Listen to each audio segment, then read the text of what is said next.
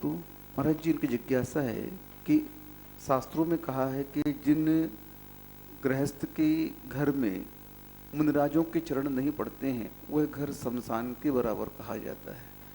महाराज जी, अगर वह श्रावक किसी कारणवश घर में चौका नहीं लगा पाता है और बाहर क्षेत्रों में जाकर के अगर चौका लगाता है तो क्या दोष वहाँ पर समाप्त नहीं होगा? हमारे यहाँ दो प्रकार का श्रद्धान होता है, एक मानसिक और एक कायिक। यदि मुनियों के प्रति हमारी मन से श्रद्धा है, अटूट श्रद्धा है, उनके प्रति हमारी भक्ति है, लेकिन किसी कारणवशात उनकी आहारचर्या आदि तुम नहीं कर पाते, तो वह व्यक्ति दोष का भागीदार नहीं है। उसके घर को हम स्मशान घाट नहीं कह सकते। ये उनके लिए विशेष रूप से कहा गया जो इस प्रकार की चर्या आदि के लिए उपयुक्त नहीं समझते, उनके लिए। दूसरी बात है कि हम जब कृत, सबसे पहले कृत करना चाहिए, पूरी ताकत लगाना चाहिए, प्रयास करना चाहिए।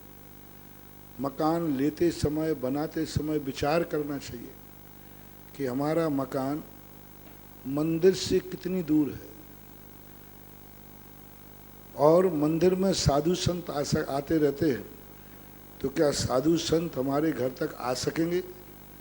मकान का प्लाट लेते समय, मकान के समय ये विचार करना चाहिए।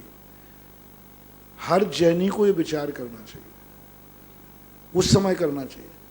दूसरा विचार करना चाहिए, मकान बनाते समय करना चाहिए कि मकान को इस ढंग से बनाएं कि कल के दिन हमारे गुरु महाराज आ गए तो हम उनको खड़े होकर आहार कहाँ से देंगे?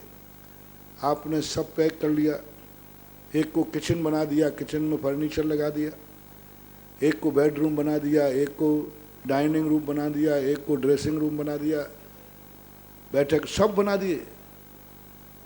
कभी नक्शा बनाते समय सोचा कि यदि साधु महाराज आ जाएंगे तो वो कहाँ खड़े होंगे? ये सम्यक दृष्टि है, आसन भव्य है, मुनि भक्त है। उनके घर में सदस्यों में कोई ना कोई बोल पड़ेगा, अरे ये सारा नक्शा तो बन चुका है, सारी सेटिंग हो गई, पहले ये बताओ महाराज जी कहाँ खड़े होंगे आएंगे तो? उनको उजेला कहाँ आएगा अंजलि में? वो रास्ते में आएंगे, जीना चढ़ के आएंगे तो जीना में अंधेरा है, हमारे महाराज कैसे आएंगे? महाराज को खड़े कहाँ करेंगे? फर्नीचर तुमने सारा फिक्स कर दिया, अब महाराज आएंगे तो हम उनको कहाँ खड़े करेंगे? दूसरे नंबर का भक्त मकान बनाते समय ये डिस्कशन करेगा, नक्शे में ये विचार करेगा, इंजीनियर से कहेगा कि यहाँ हमारी ये खिड़की निकालना। बोले क्यों? जरूरी नहीं है, सारा मकान एसी है। बोले सब कुछ ठीक है, लेकिन हमारे महाराज आएंगे तो वे एसी में नहीं, खिड़की के उजाले से आहार लेंगे। तो जो मकान बनाते समय ये डिस्कशन कर रहा है, फिर भी कुचित कजाचित किसी कारण से आहार नहीं दे पा रहा है, तो बराबर उसे चौका लगाने का पुण्य लगेगा, क्योंकि उसने ये ध्यान शुरू से रखा है। अब कोई परिस्थिति आ गई, घर में नहीं है, कोई बीमारी आ गई, कोई अस्वस्थता कोई आ गई, महाराज आए और चौका नहीं लगा पाए, लेकिन मकान बनाते समय उसने चौके का ध्यान रखा था।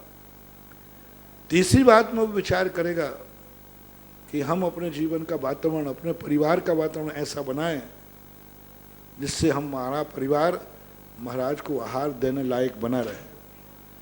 जब भी कोई शादी विवाह होगा, जब भी घर में कोई धंधा पानी की बात आएगी, जब भी कोई आजीविका की बात आएगी, तो भाई ये धंधा पानी करूं, इससे शादी विवाह करूं, तुरंत कोई ना कोई बोलेगा ठीक है, लड़का अच्छी है, लड़की ठीक है, सब कुछ सही है, लेकिन ये विचार करो क्या इस परिवार से संबंध जोड़ने के बाद हम अपने गुरु को आहार देने लायक रहेंगे? क्या गुरु महाराज हमसे आहार लेंगे? क्या फिर मुनिराजों का हमारे घर में आना जाना होगा? ये संबंध बनाते समय तीसरा सोच करेगा, सम्यक दृष्टि आसन भव, विचार करेगा उसी समय कि इस परिवार से संबंध जोड़ने पर मेरी गुरु का संबंध बिगड़ेगा तो नहीं? हम अपना सारा ब्याह जी का संबंध तो बना लें और गुरु का संबंध तोड़ दें? नहीं, मुनि भक्त सम्यक दृष्टि कहेगा कि मैं सारे संबंध तोड़ सकता हूँ, लेकिन मैं अपने गुरु का संबंध नहीं तोड़ूंगा। और ये संबंध बनाने से गुरु का संबंध टूट जाएगा, वो संबंध तोड़ देगा और कहेगा नहीं, इस संबंध बनाने से हमारे गुरु की संबंध में कोई अंतर नहीं आएगा, बल्कि एक और सदस्य बढ़ेगा। उस समय धंधा व्यापार करते समय सोचेगा पैसे कमाई का साधन है, ठीक है, अच्छा है, क्या हम यह व्यापार शुरू कर देंगे तो क्या महाराज हमसे हार लेंगे? क्या हम हार देने लायक रहेंगे? जूते चप्पल का व्यापार करना है, बहुत इनकम है, बहुत अच्छी है, ब्यूटी पार्लर, कोई भी जैसे जो होते हैं, नहीं ये धंधा नहीं होगा, क्योंकि ये धंधा करने से हम गुरु को हार नहीं लगे। तो ये आजीविका के समय विचार करेगा। ये तीन चीज़ों पर जिस व्यक्ति ने विचार किया है, फिर यदि वो हार आदि दान नहीं दे पा रहा है किसी कारण से, उसको किंचित मात्र भी दोष नहीं लगेगा। अब उसने प्लाट लेते ही समय ऐसी दूर लिया है कि मंदिर से जाके 5-6 किलोमीटर दूर, अब बाबा जी जा ही नहीं पाएंगे। अब कहो महाराज जी हम क्या करें, हम महाराज जी हमारे यहाँ आते नहीं, हमारी कॉलोनी में नहीं आएंगे, मंदिर से बहुत दूर है। तो मैंने कि भाई ये बात प्लाट लेते समय क्यों नहीं सोचा? महाराज ध्यान ही नहीं दिया, विचार ही नहीं आया, परिणाम ही नहीं आया कि महाराज आ पाएंगे कि नहीं आ पाएंगे। तो अब ये तुम्हारा प्रमाद है।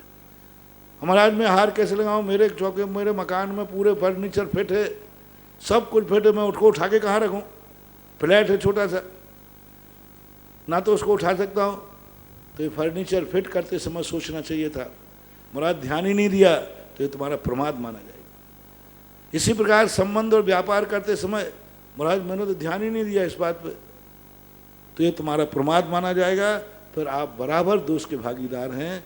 बाकी जैन दर्शन भाव प्रधान दर्शन है, प्रमाद प्रधान नहीं है।